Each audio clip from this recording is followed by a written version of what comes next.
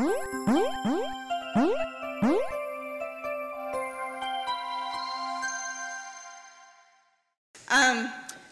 I'm kind of excited about this session, one, because of the people who are here, and two, because of the topic itself. Casual Connect actually asked us to come out, and this was kind of an issue that was heavy on my mind at the time.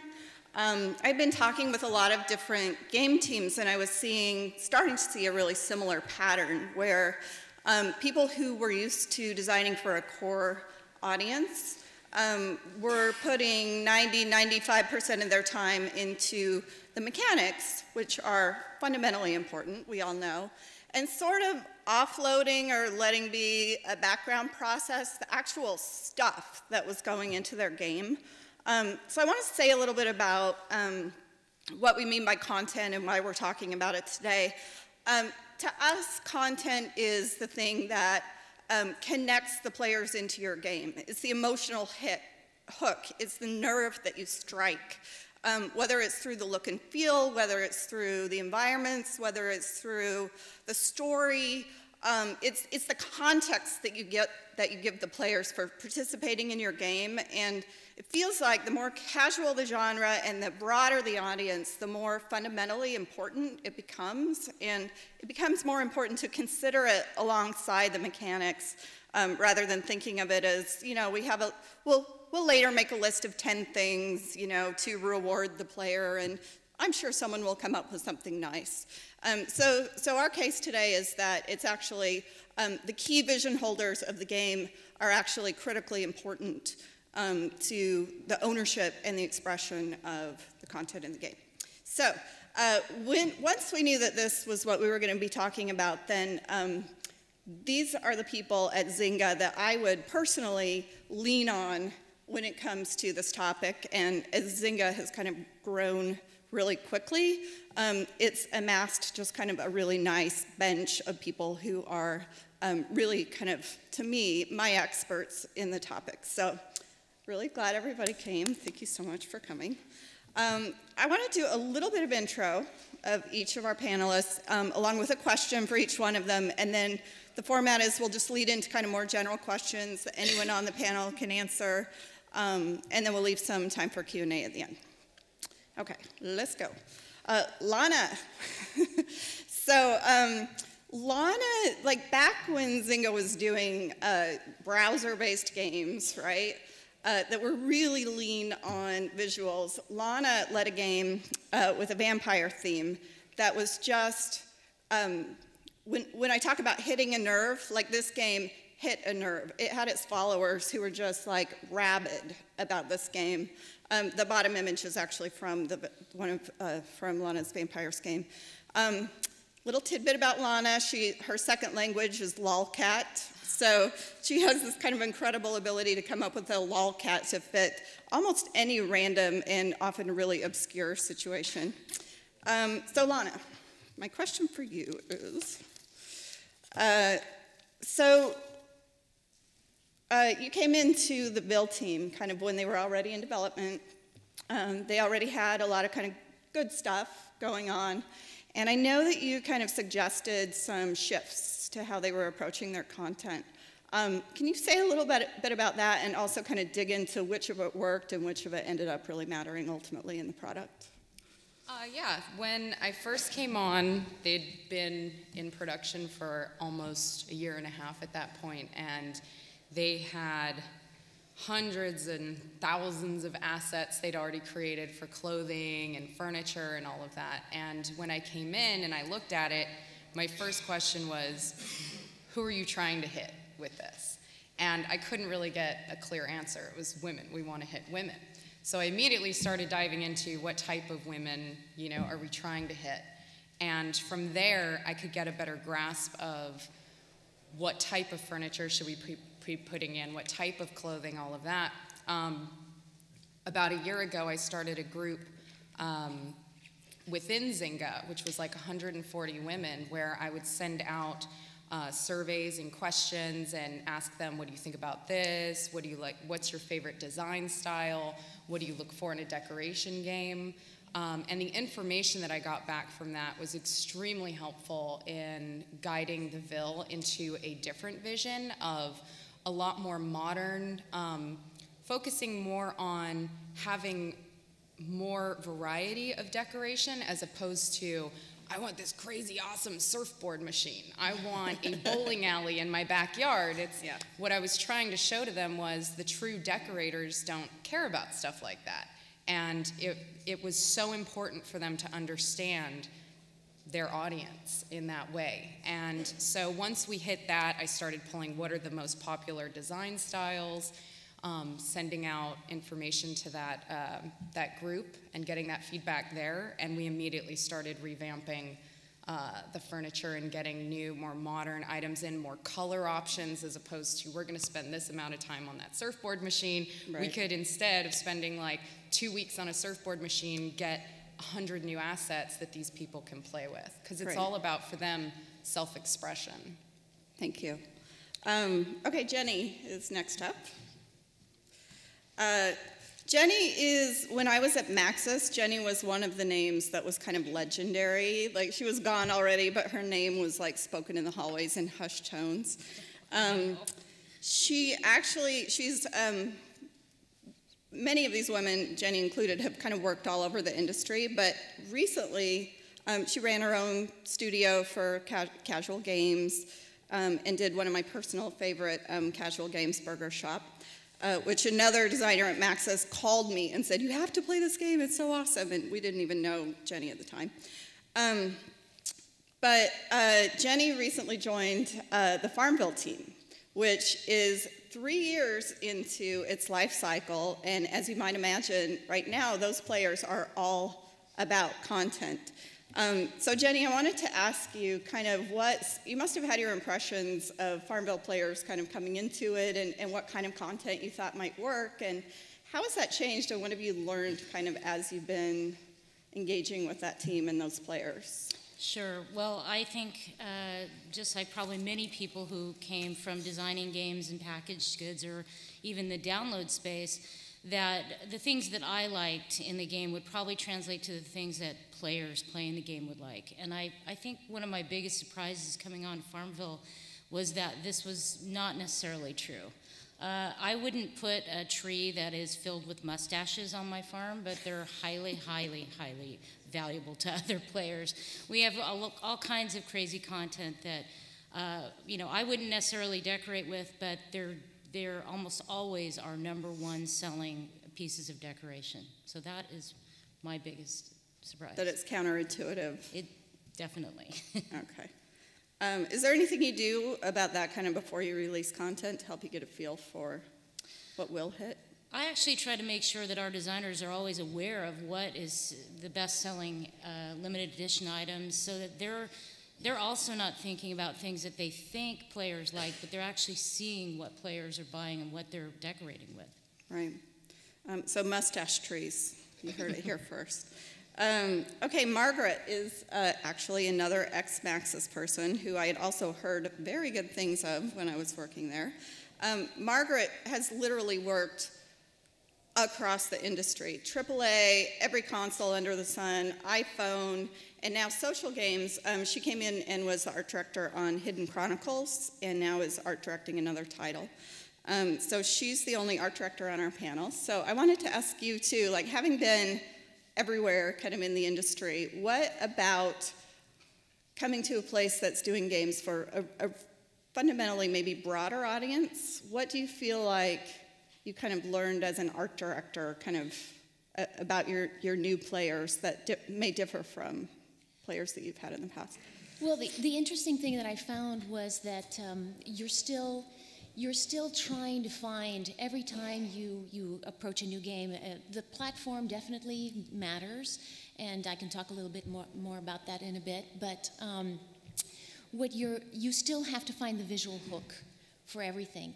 The visual hook is something that it's the basis of whatever you design. It's the basis of the visuals that you're creating, and you modify that according to whatever platform you're on, because you're going to be able to. Sometimes you have to simplify the UI. Sometimes you can do more with characters. Sometimes it depends on what people are actually going to be able to see, how large your screen is. But you're still working with a core idea. And that's something that I found to be true, in everything that I've worked on. Is there anything you thought casual players would love that turned out not to matter, or anything you didn't realize they would love, or you were like, oh, I can do a little of that? Well, it's interesting. We were always, like, for example, when we worked on Fluff Friends, I think I mentioned this to you yesterday, we were always surprised at which animals people just went crazy over. We always thought everyone we had designed was very cute and very, very sweet, and that people were going to love them. But there were certain ones that people just really, really enjoyed. Like there was an Angora bunny, or the worm is was one of the big popular ones. Thanks. Okay, Kara. So Kara is, I think it's fair to say, a master of the hidden object genre. She's also worked quite a bit across the casual space and is really just super well-grounded in it. An exercise we go through sometimes is coming up with a bunch of game ideas that we think players might like. And then we kind of talk to players a little bit, and it's a data point. It's kind of interesting to see which ideas kind of players immediately respond to. And I'm telling you, Kara's game ideas are consistently like the top 5 on the list. So it's when we talk about like finding a nerve to hit, this is what I'm kind of fascinated about you, Kara. Like how do you do that? Like how are you like hitting the nerve every time? I almost wish you could do 8 games simultaneously. But where do you start with that, and how do you know when you have a good one? And I think that I read a lot. I mean, and it sounds really simple, but I have always been a reader and continue to. Like, if I'm not playing games, I'm reading something, and I think just trying to like gobble up as much entertainment in any form that I possibly can.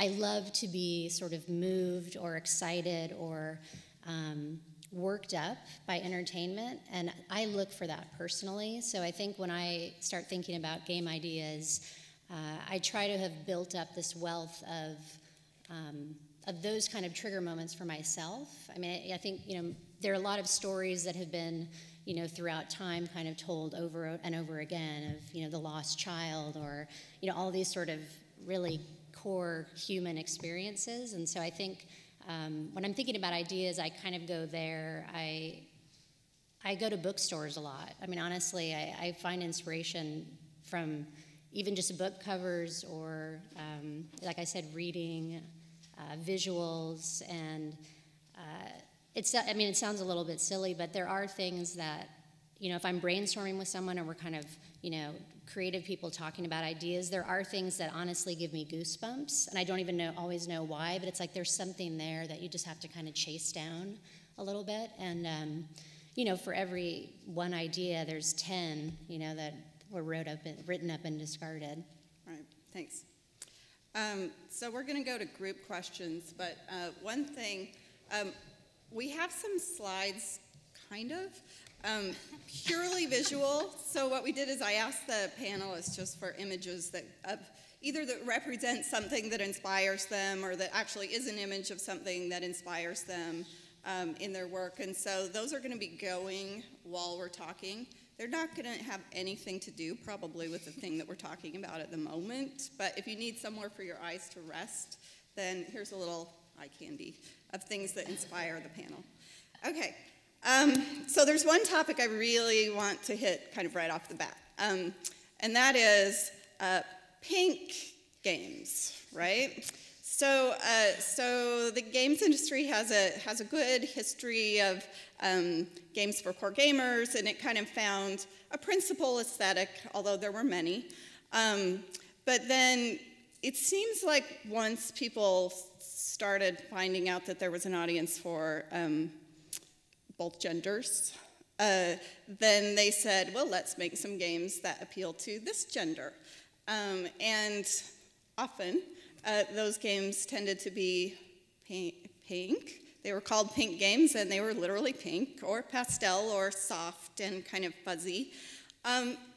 Is pink a good kind of gender inclusive strategy? Is it a good strategy if you're going after only women? Is it ever a good strategy? Any thoughts on that topic? No. Yeah, I would like to abolish the word pink from the gaming industry altogether, primarily because I think a lot of people assume, okay, let's make a game for women, it's going to be pink, and pink means sweet, and when in fact, like most women that I know and players that I interact with, to them, the games they want are, they watch Dexter, they watch True Blood, they want dark themes, they want murder, they want to kind of get their hands into it. So I think pink is incredibly misleading and actually can send you down the wrong path. I also think that when I was doing a lot of investigation into fashion games and everything, one of the things I was asking women was, why don't you play these games? And a lot of the reactions that I got repeated were, well, when I first see it, there's this pink everywhere and there's these sparkles, and when I was little, when I was a girl, that's how they marketed to me.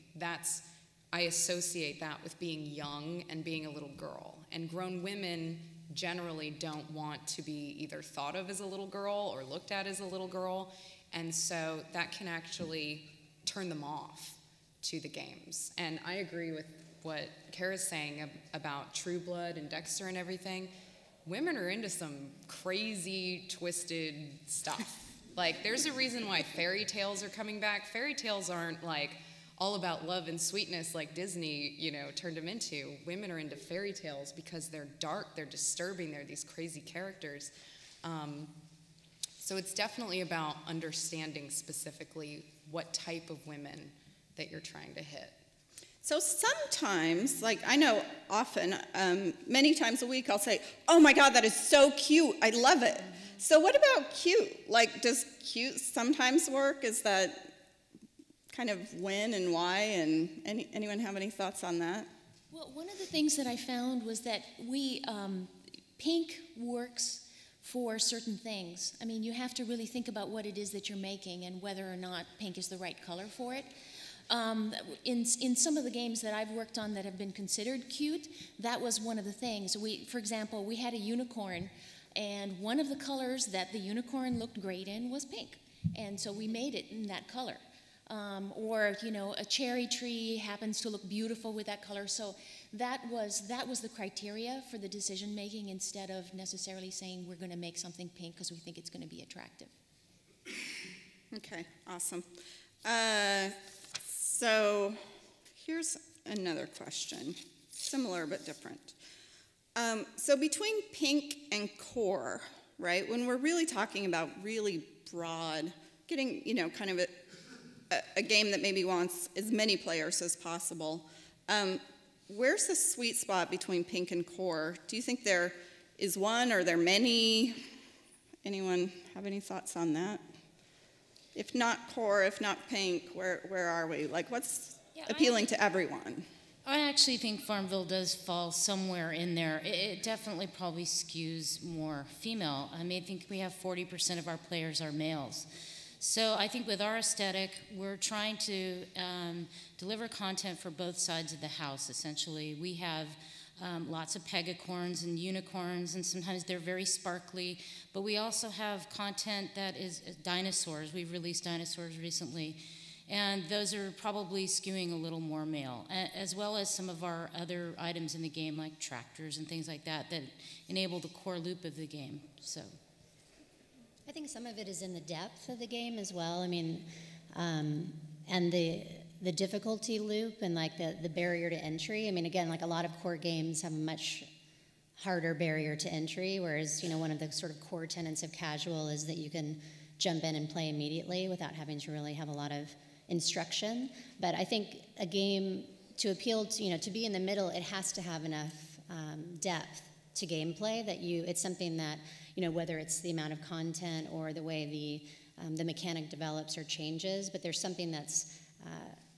there's an acknowledgement from within the game that you're getting better or you're getting deeper into the game and that there's going to be more content for you to discover. And I think men and women just fundamentally want to know that there's something that they're kind of chasing after that they're going to be revealing. So what do you guys think? Is there any such thing as an average player? Like, is there any such thing as a game for everyone?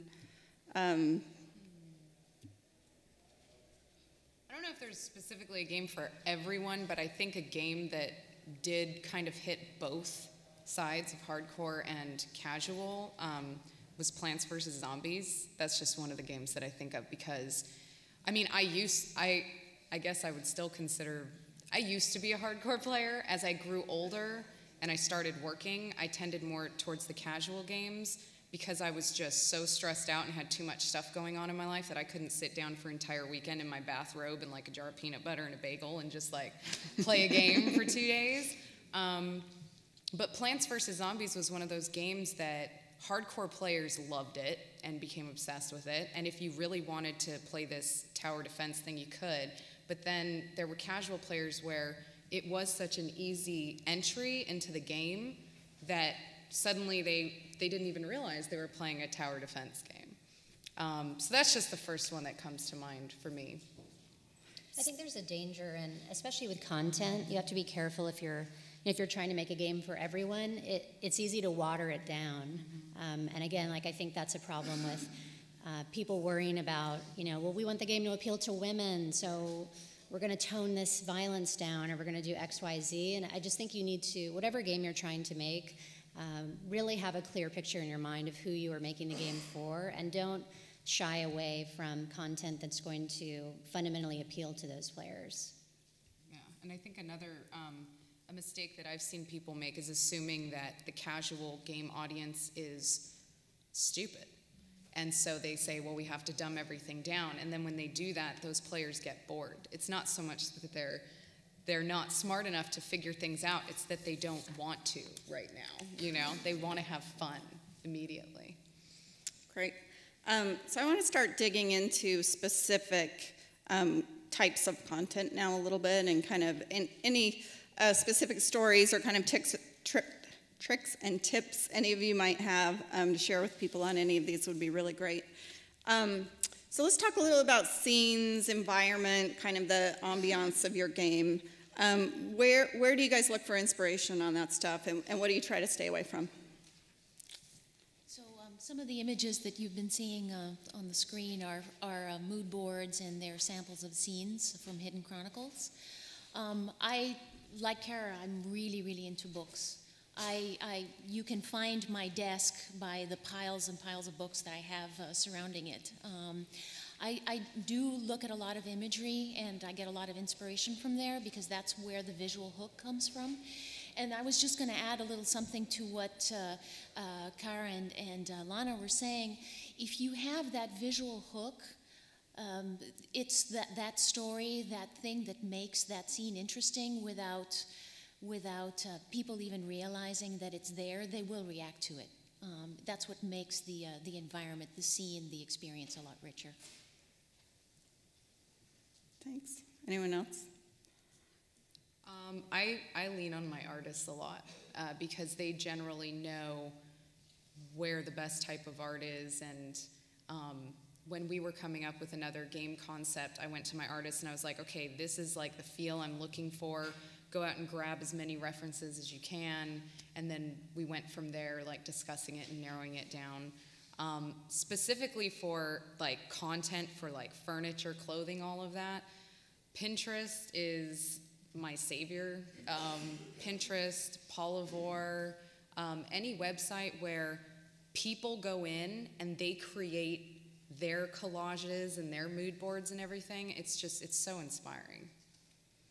Have you ever, a little more on the anything you try to personally avoid, or do y'all have any pet peeves of like you play a game and you were like, oh God, if only they had thought to do such and such, it would have been so much better?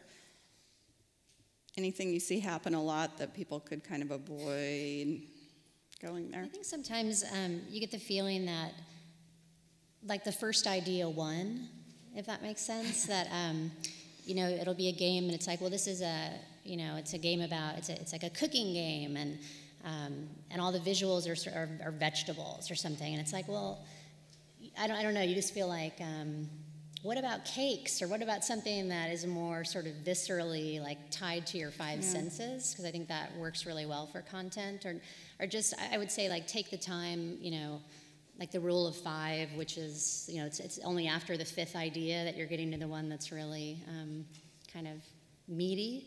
So I think there's sometimes just maybe too quick to jump the gun on, or to pull the trigger rather on content without digging a little bit deeper. Yeah, that was a little bit what I was saying earlier. Like, I definitely see teams really perseverating, as we should, over the mechanics, and do they work? And it's critical to have them work, right? And then, like you say, kind of coming up with the content list and just doing it, you know, and it's fine, it's good. I'll share one other story since no one else had anything on that. There was a game I played that was clearly made for decorators, and I'm a decorator, it's like my favorite thing. And it was based on, you know, a time in history that was compelling. And the entire decorating set was sand colored. So it was like, the game was really compelling, the mechanics were totally there, and I was like making one kind of pile of sand after another, and it was actually kind of sad, you know, to decorate with sand. Speaking of deco games,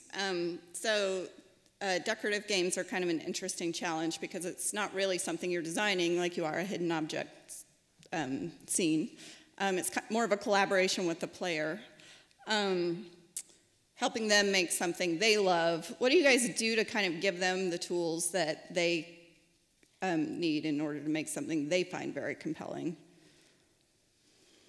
Well, with Farmville, we try to enable players who play the game for free to have enough items to make their farms look good. And when I say look good, that's really quite subjective. What does look good to me may not look good to you, etc.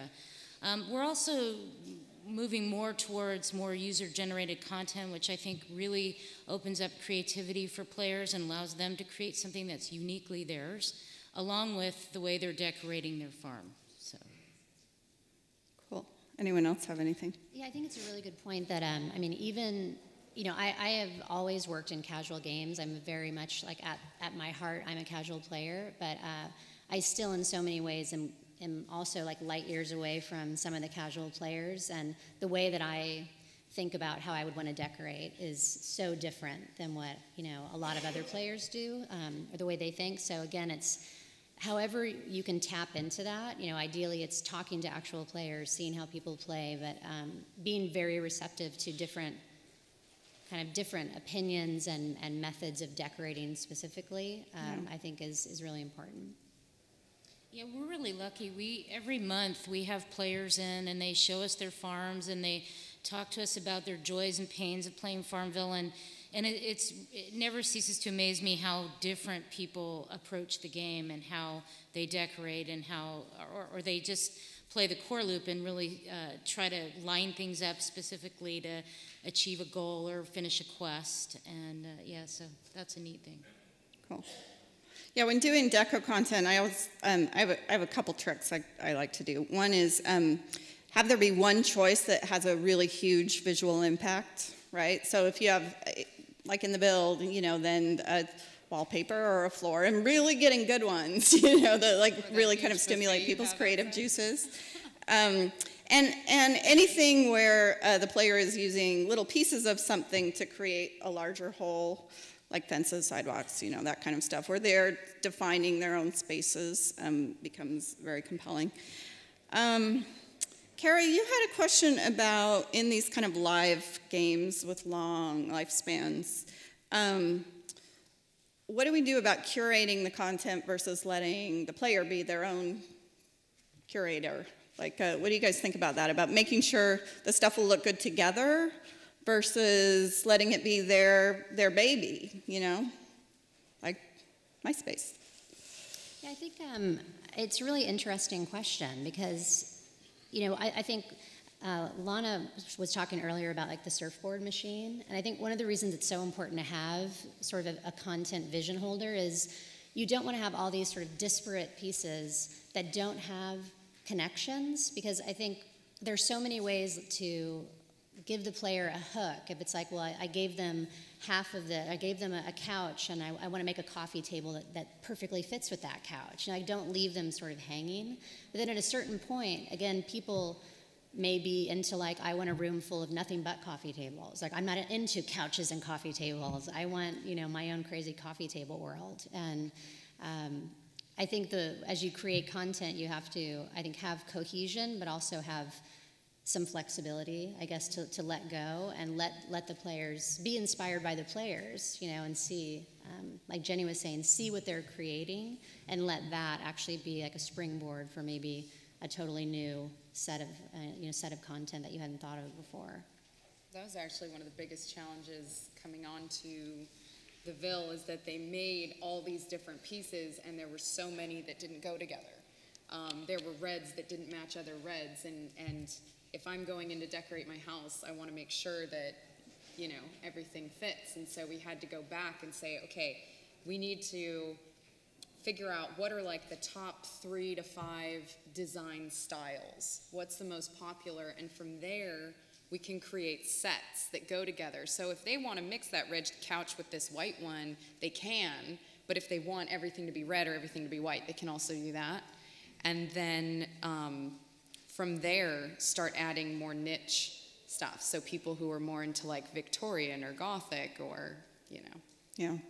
I worked with a really talented designer, Jenna Chalmers at Maxis, who was really into this notion of like Lego sets versus Garanimals. So a Lego set is like, this is the Star Wars Lego set. Everything in it is Star Wars, everything in it goes together. And then you had I don't know what other Lego sets are, but where the kind of pirates in the Star Wars didn't really kind of want to live in the same universe. And so she was really good at kind of trying to design the Garanimals, where even if you chose something from this set and this set, they would have high likelihood of coordinating and speaking the same color language and wood language, like you said. Okay, the stuff that you put into your game, whether it's a recipe that you craft or a chair that you buy or a cow that has shit in its ears, you know. Like, this is the stuff that, you know, particularly in Zynga games, like, really motivate people. Like, you know, whether it comes as a reward for doing something or whether it's something they're spending real money on, like, people really, really care about the stuff. Do you guys have any rules of thumb when designing that? And I know we've already kind of touched on some of it already a little bit. Does anyone have more to say on that? Or any mistakes you see people making there, or other games that you've played, or with your own teams, course corrections? I guess, go ahead. I think this ties into what we were just talking about, is we release oftentimes sets of things. So they work together in unison, and we allow players to essentially create their own fiction with those items. As well as we have lots of expansions in Farmville, so you can play on a Hawaiian paradise. And some of that content doesn't really fit on your home farm. So allowing players to have a place to put things and then invest in the fiction they've created around that, I think is important. Like with the Jade Falls expansion, Jade or you mean the Falls as themed well. Right. areas? Yeah. Okay, good. I would say don't, and I've done this where it's like I get too focused on like, oh, I want it to be as realistic as possible. And then this is, you know, often like with hidden object scenes, it's like, Right. well, I want this to be, you know, very realistic, or these objects or this and that. And it's like, you know, it doesn't matter. And in some cases it does, but in some cases it's like, again, the mustache tree, you know, not what I would choose, but it's like we work in a really creative field. And I think like most people in games, you have an outlet for creativity, but your players may not. Like most of their lives are, you know, they might be working a job that's like kind of a slow death, and they come home and this is their one bright spot of their day. So like a mustache tree, like something that is clearly not real, can be very, very compelling. So I mean, I've definitely fallen into that trap where I like it to be too real at times. Let me ask a similar question in a slightly different way. What stuff have you seen not sell or not motivate people, where they worked and worked and they got it, and then they were like, that's it, really? Bummer. I think actually for me it kind of ties into what Kara was saying on vampires. We were doing these limited time events where you could go through this magical portal and it takes you somewhere else. And what we found was, like, everybody was saying, oh, they should go to New York, they should go to Milan, they should go here and here and here. And so we did New York thinking, oh my God, this is so cool, like everybody's gonna love it, it's New York. And it just kind of was like, They were like, New York, yeah, whatevs, you know, it's a vampire game, you know. So then we ended up doing, and this was something I was gonna say earlier with content, when people are so passionate about the game they're playing and you tie that content into like the characters or something, or a story with those characters, they flip out over it. So the second event we did was Mandyland, which was inspired by one of our characters. It was everybody loved this character, it was their favorite. And the whole thing was you went into her world and her fantasy life, and you could win avatar pieces where you could dress up like her and even have her little dead cat that she drags around. And that was the most popular event that we had. So when we did go more realistic with those players, it was a little blip in the radar, but when we did Mandyland, it blew up. Cool, thanks. While we're on what doesn't sell, anyone have any other thoughts? I'm kind of skipping around a little bit here. Anyone have any thoughts on what does sell, besides the mustache tree? Any surprises there? Any kind of, is it basically intuitive? Any kind of like, Outdated furniture. or any things you can sell. count on, like if I do a such and such, it'll always be something people want. Well, I think, one kind of data point from my history is one of the first sort of series I did for Hidden Object was Dream Day, which could be considered like very, very pink in a traditional sense. Like it's, it's weddings, it's stationery, it's cakes, it's flowers. But there was, in all the games, there's a very, very strong storyline running through. Like the heart of it was you are kind of following this story. And then I saw, not directly because of Dream Day, but just at the same time, there were a lot of other games coming out that were kind of blatantly pink, where it's just like, it's a wedding game, or it's a, it's a cake game, but if there isn't truly like a story or an emotional hook or a character behind it, it does really feel like you're pandering. So if you are going to make a game, really any game for a specific audience, I'd say, really think about having, whether it's coming from the vision holder on the product, or, it's got to come from somewhere, that the game has to have a heart. It has to have like this kind of soul to it, regardless of the theme. And so I think that's, I think I've definitely seen games fall flat, that it feels like, wow, just based on the visuals, this should probably work, but there's not really like a beating heart inside it that's really drawing you through, or an aspiration. That makes a lot of sense. Like if for some reason you're doing a game that doesn't speak to you, like in a really deep way, then it seems pretty critical to have someone on your team who does have that feeling about it and can really help speak for it and hone in and whatever. Fashion. This is for you, Lana. Some of us are embarrassed to talk about style and fashion sometimes. That's why the world has Lana. So build an avatar, Chris. Here you go. You have one really bright blonde hair. You have one like dish blonde hair. You have brown hair. You have a ponytail, short and long. Go. Have fun. It's going to be awesome. I see that a lot. What do you guys notice when you are making an avatar, or when you're coming up with content for people to represent themselves? Like what works, what speaks, what matters? That was one of the most difficult things for me ever, was avatars, I think, because with your house and with furniture or whatever, it's like, yeah, there's a certain amount of investment and decoration you put in it, but when this character is representing yourself, that is the hardest thing to get right for millions of people. Again, it goes back to the having as many options as possible. With women specifically, it's not offending them with an avatar that is like waist this big and, you know, boobs this big, and where they're just like, I don't want to be this, you know. Another thing that I learned, which I didn't even think about, was when I was working on the fashion project, that when I was interviewing some women, one of the women was like, you know what, I've never played an avatar that had a gray hair option. And that made me not want to play the game, because I couldn't look like myself. And that always stuck with me. And if I ever make an avatar again, they're having gray hair, and they're like, I want every hair color of the rainbow.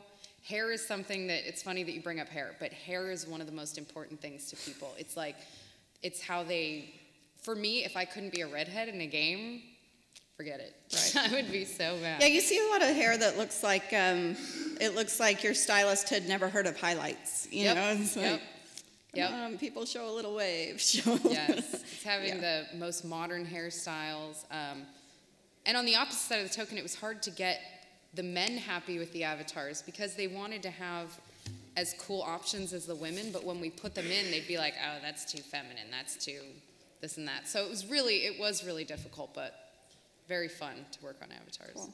So we're running out of time, unfortunately, and I wanted to save some time for audience questions. But I wanted to kind of quickly hit on mobile, just because it seems like obviously really emerging, becoming more exciting, and it's where more and more of our players are spending their game time. What does that screen size do to the kind of stuff we're talking about? Like, where do we go with that? Anyone have any thoughts? Well, that's one of the things that when I've done mobile, I've done games for mobile, that you always have to, you're going to have to choose. You're going to have to pick and choose what you put in, because you can't put everything in that you would put in a console game, for example. The screen size just won't allow it. So the UI has to be simpler. You have to figure out what your focus is on the visuals as well. And some of the rest of the visuals are going to have to either be simplified or go away.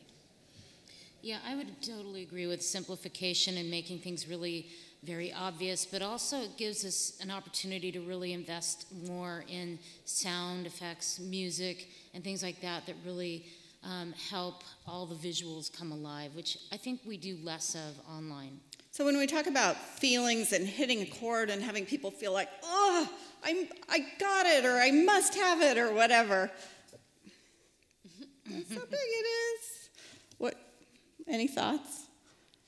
I think too, you have to, you know, I mean, there's tablet and phone, right? So there may be games. I mean, more and more, I think there will be tablet first games, because it's just, you know, if you are talking about visuals, it's like, oh, you know, it's amazing. It's like actually a really wonderful way to play. I think it still goes to simplification, that you have to, it's going to be even more important to have, I think, a vision holder who is like, what is the single most important message of your mobile phone game, like whether that's a visual message or a reward or something that can be scaled down to that size.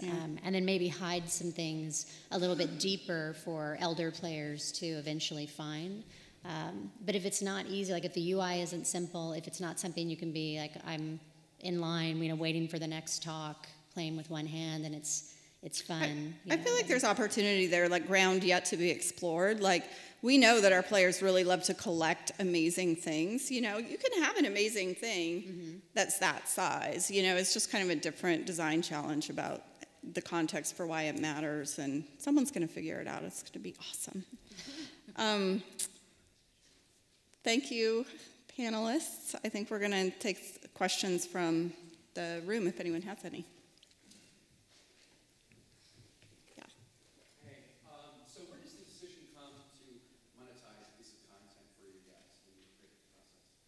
I'm supposed to repeat that for the AV. Where does the decision come from whether to monetize a piece of content, I think, versus have it be available for game currency?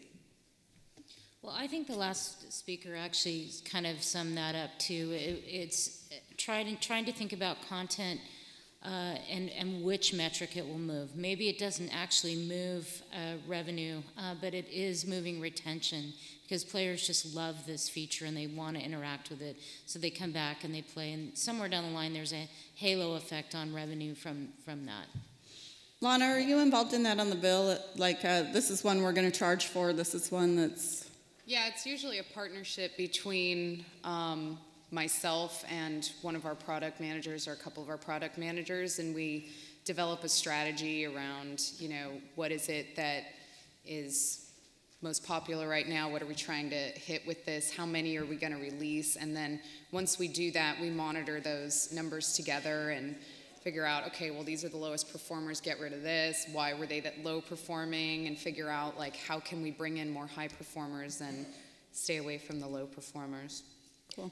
And I think if you think about all content is like you're trying to scratch some itch for someone. You can start, when you think about sets, like you can imagine, you know, for Hidden Chronicles, we're like, we want to have topiaries that are letters of the alphabet.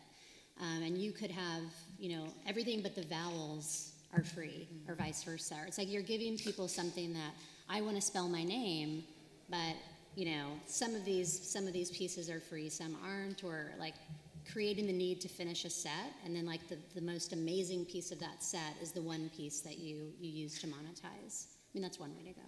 Yeah, I mean, free for play essentially doesn't work if the things that happen and that you can obtain without paying aren't compelling. Right. And there's nothing there. Anyone else have a question? Over here, There's someone Chris. here. Dave? Somebody. Oh, where? What? Over here. There's someone here. Well, whoever you are, stand up. I can't see you on bright lights. You guys are talking about two types of things in content world. I hear a lot about stories and characters being important. I'm also hearing a lot about visual candy being important. So I want to hear from each one of you. If you had to give up one and keep the other, which one would you go with? So I think the question was, if you had to give up story and characters, or what was the other one? Drinking water. Or all the visual content, just make everything in pixels, just pixel art or some really primitive art. Oh, if you had to give up story and characters or art? Okay. So Which? story. You either have to give up story and characters or the art form and expression, you know, beautiful visuals. You just do everything with simple art, like pixel art, or something very basic and primitive.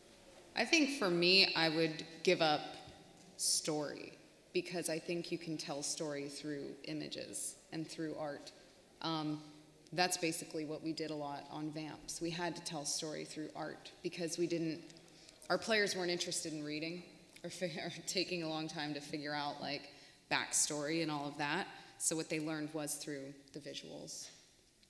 That's just me. Yeah, I don't want to live in a world in which that is a question I have to answer. But I would say the same thing. I mean, there's sort of like there's the old, I mean, it's sort of a storytelling tenet of like show, don't tell. So ultimately you could tell, I think, you could create an emotional response through art without any text or story. So as much as I would hate to give it up, I think I could still, you can still sneak it all in visually, so. So it looks like we have one more minute. Maybe we could take one more, Dave? Oh, okay. No snaps. Well, you guys didn't answer. What? Question. It kind of relates to the last question asked. We just released a game that's based on the Hunger Games movie. And in this game, our focus on content is having the player travel through the world of Panem, where the Hunger Games take place. And I'm hearing, and it's more content that has you going through quests and visiting new places.